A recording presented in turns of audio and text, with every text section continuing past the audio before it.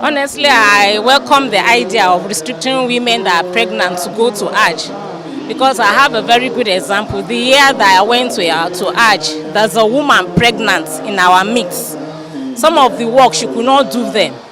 Like going to the Jamrat, it was grace of God. She was almost pushed down.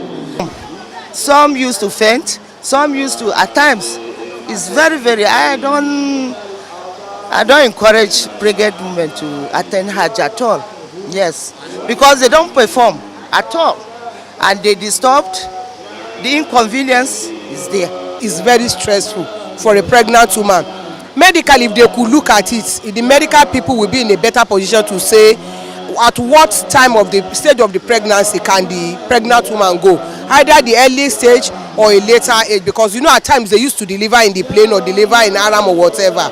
So the medical people will be in a very good position to tell us when it's accurate for them to go. Engaging in Pilgrims Awareness Campaign has been identified as an important way of raising awareness about the dangers of pregnant women going on Hajj. Most importantly, really, is awareness creation. As far as I'm concerned, awareness creation is more important than even the punitive measures. So we have constantly continued to remind women that when you are pregnant, please suspend Hajj.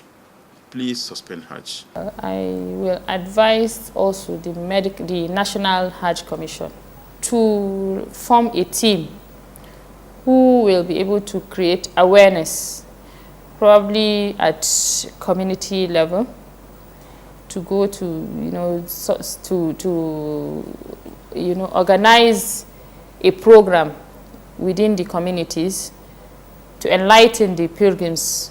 During this, there is something they call beta. During this beta period, they should come into play, enlighten the female pilgrims, especially those at the reproductive age, tell them the implications of performing Hajj with pregnancy, tell them the complications they are likely to encounter, and advise them to stay back and maybe probably postpone the performance of the Hajj. The incidence of pregnant women performing the Hajj has been a recurring but worrisome phenomenon. Just last year, 5 cases were reported. For this, the National Hajj Commission of Nigeria, NAHCON, has put in place punitive measures for any state board that allows pregnant women to slip through the medical screening exercise while at the same time making efforts to improve on pregnancy screening. We also put it that since state pilgrims welfare agencies or commissions or boards own these pilgrims, we decided to institute punishment to the state pilgrims agencies that allow the pregnant women to actually get or cross over to go and perform Hajj or to go to the Kingdom of Saudi Arabia. So we also realized that some women mischievously managed to screen, to pass or to evade such screenings. We have now placed ultrasound machines in the airport. So even at the point of departure, a woman is found to be pregnant through the ultrasound test, she will automatically be eliminated and she forfeits her money. It is assumed that she has performed Hajj. So that is enough punitive measure, even to the pilgrim himself, not to talk of the State Pilgrim Welfare Board or Commission. Insufficient time has been identified as one of the reasons that is making pregnancy checks ineffective. Sometimes the problem I'm facing is short period. Sometimes the medical team will be given only small period to check the pilgrims, which will not be sufficient to know all their health condition. Therefore, I'm advising the government, either the federal government or the state government, they should give sufficient period, sufficient time. We used to undertake a training for those that are going for Hajj to teach them how they are going to perform Hajj. So a similar period also will be given to the medical team to screen all the pilgrims, not in 2 days or 2 hours or 1 hour to do everything. Sometimes you see up to 500 people waiting to board, but now it's the medical team to come to check them or to screen them. It won't be possible. Give them sufficient time to undergo a lot of tests. We do ultrasound scan screening, basically.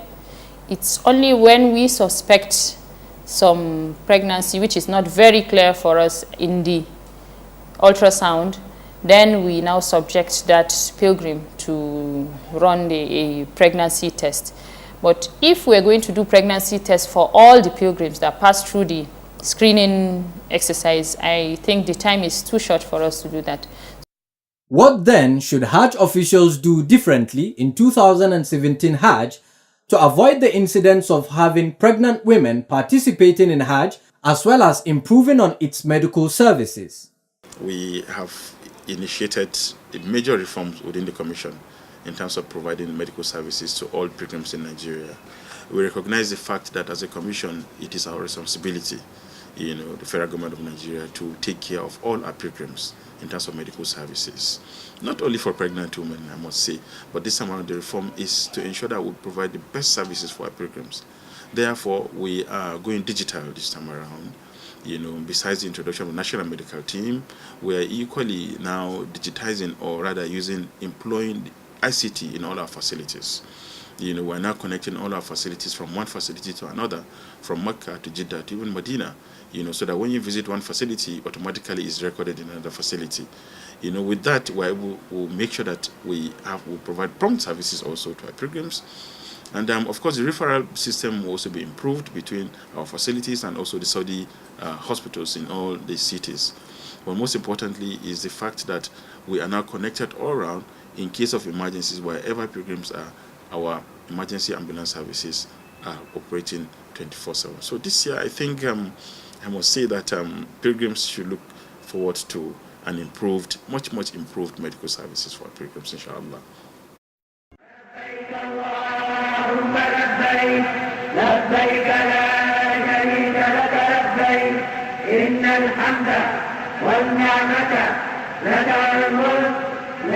The miqat is an Arabic word.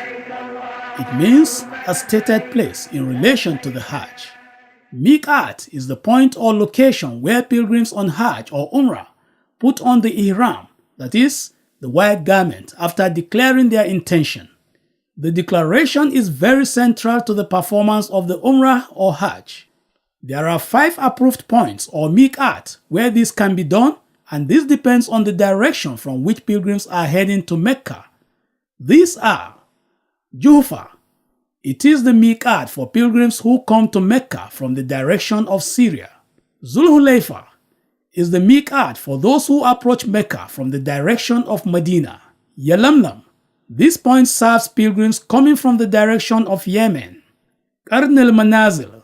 This miqat is for pilgrims from Najd region, which generally is the middle of Saudi Arabia. Zat al-Irq.